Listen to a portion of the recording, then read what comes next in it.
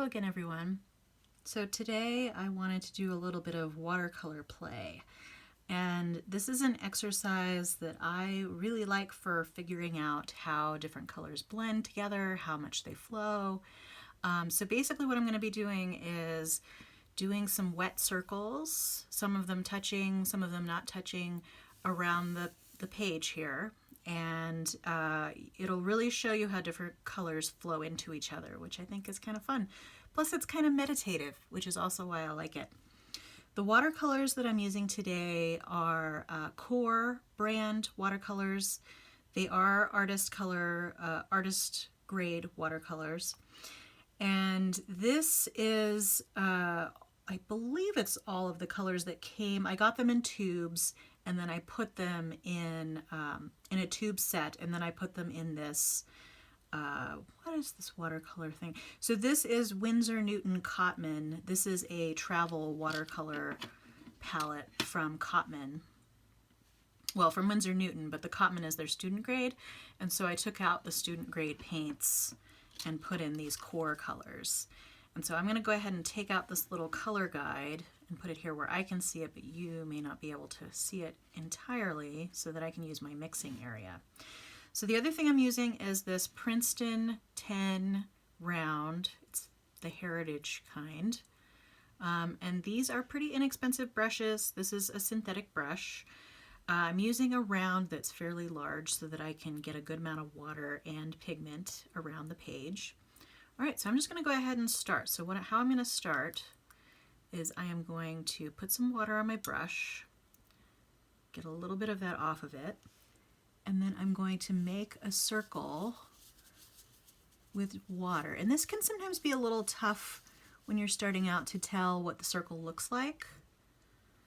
Okay, and then I am going to mix some colors. I'm going to mix ultramarine blue.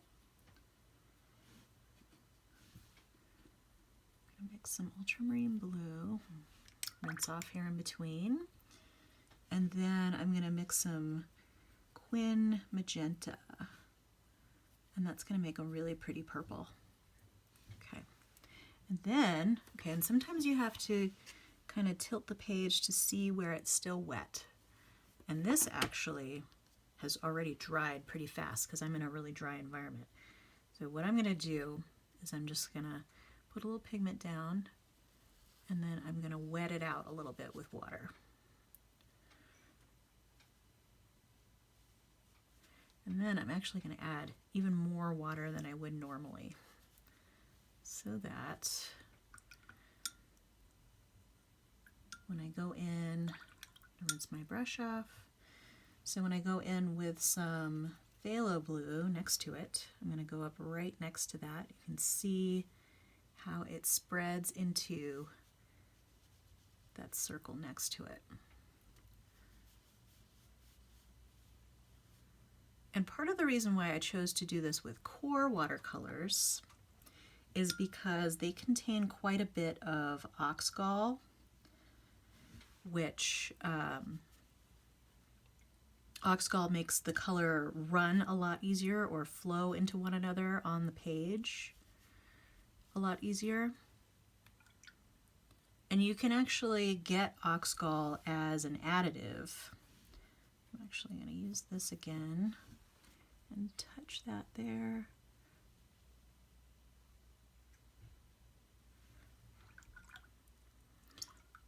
Okay, and I am going to try doing one just with water. So you can see that was just water, and so all of that pigment is flowing up into that circle up at the top there.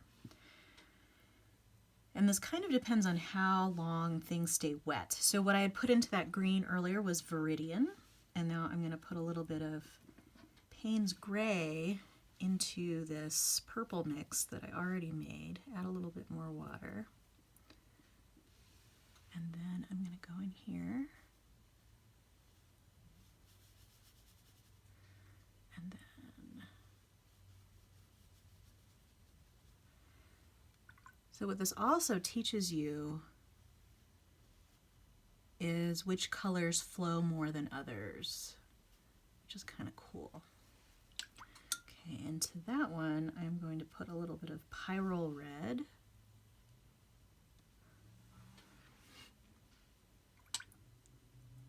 And if I kind of coax it and add a little bit more water over here, you'll see it moving back into that one there. Okay, so let's make a new color here. I'm going to use some pyrrole red. You can see these colors wet really, really easily. And then I'm going to put some Hansa Yellow Light to make sort of an orange. And then I'm going to add some Payne's Gray to darken it up a little bit. And that is going to get kind of muddy. So a little bit more yellow so that can be sort of a muddy green. And again, touch to this one.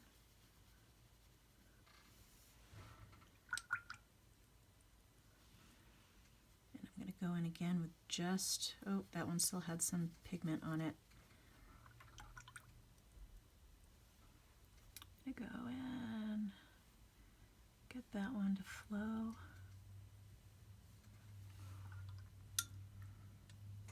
Okay, I'm going to add some purple down here.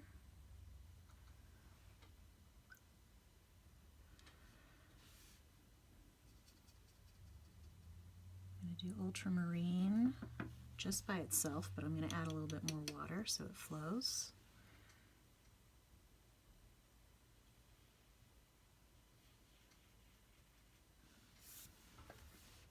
And sometimes it takes a little while for one color to flow into another, but you'll see that blue is working its way in here.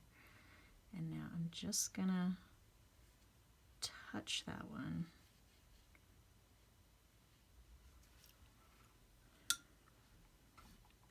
And then I'm gonna put some of this magenta on that side. You can see that really flows.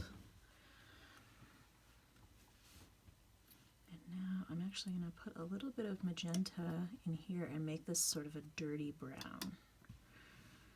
And see how that kind of mixes in. Oh, and it doesn't. Either that was completely dry or it just doesn't mix very well.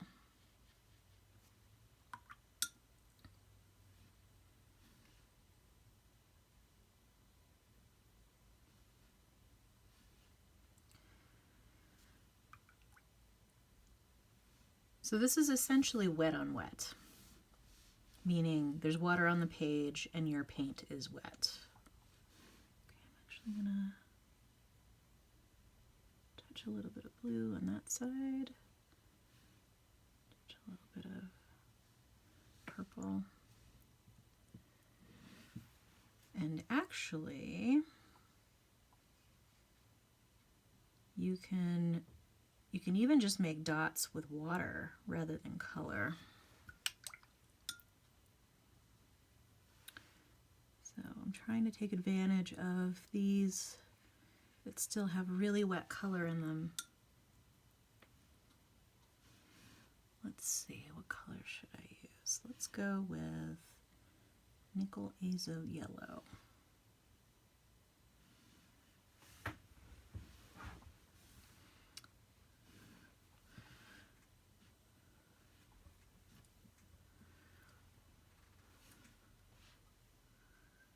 I'm going to take some more of that Nickel Azo Yellow, put some more water on there,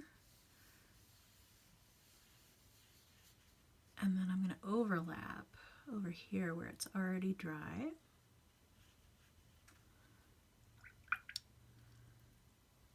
And then I'm going to add some of that magenta.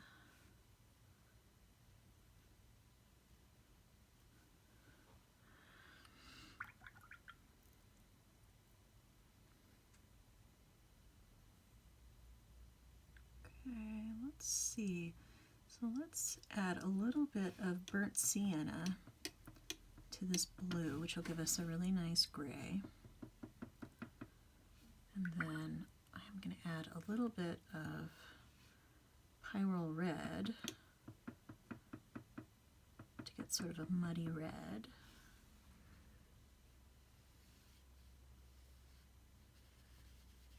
Okay, now for this one, I am just going to put clean water in.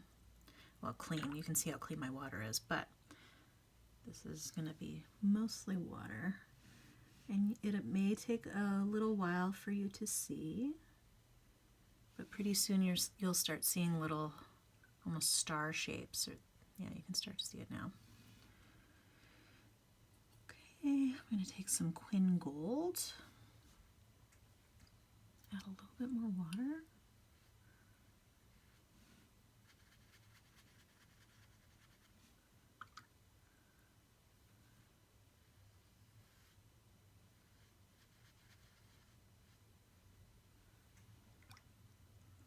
Okay, I'm going to add some magenta there.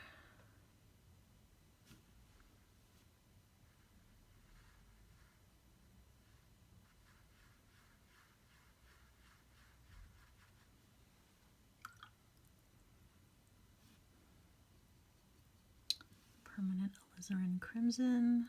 Let's add some of that here.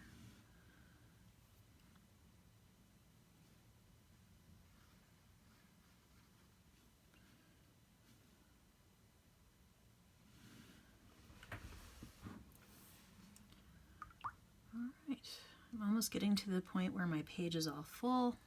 I'm going to try and see what colors, maybe I'll go back to blue, some kind of blue. Let's go with this phthalo blue and put that in to this purple to kind of tone it down a little bit. Add some more water.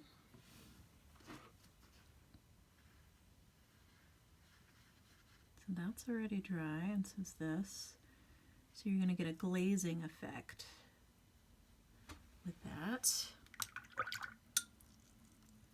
And then let's go in with some Payne's Gray, which doesn't seem to move around a lot. But I'm going to move this sideways here. If I do this, you're going to get some mixing of that there.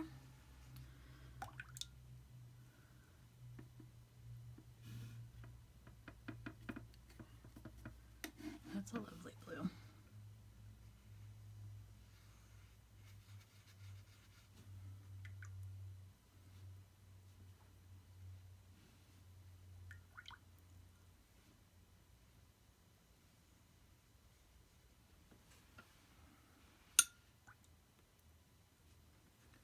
Okay.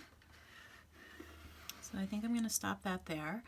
So you could let this dry and do another whole layer of circles. You could also just sort of add some little circles over here that are not connected. Oop, and now I did one there, so that's going to have to be a new one. Just to sort of bring the color palette together. But like I said, this is a really fun exercise to find out which colors mix and make which colors, and it's not your typical color mixing exercise. It's kind of all over the place, and you can see how colors interact with each other. So there you go. And if you ever want just sort of a meditative watercolor practice, you could also just turn the volume off on this video and play it again that way. All right, thanks so much. See you next time.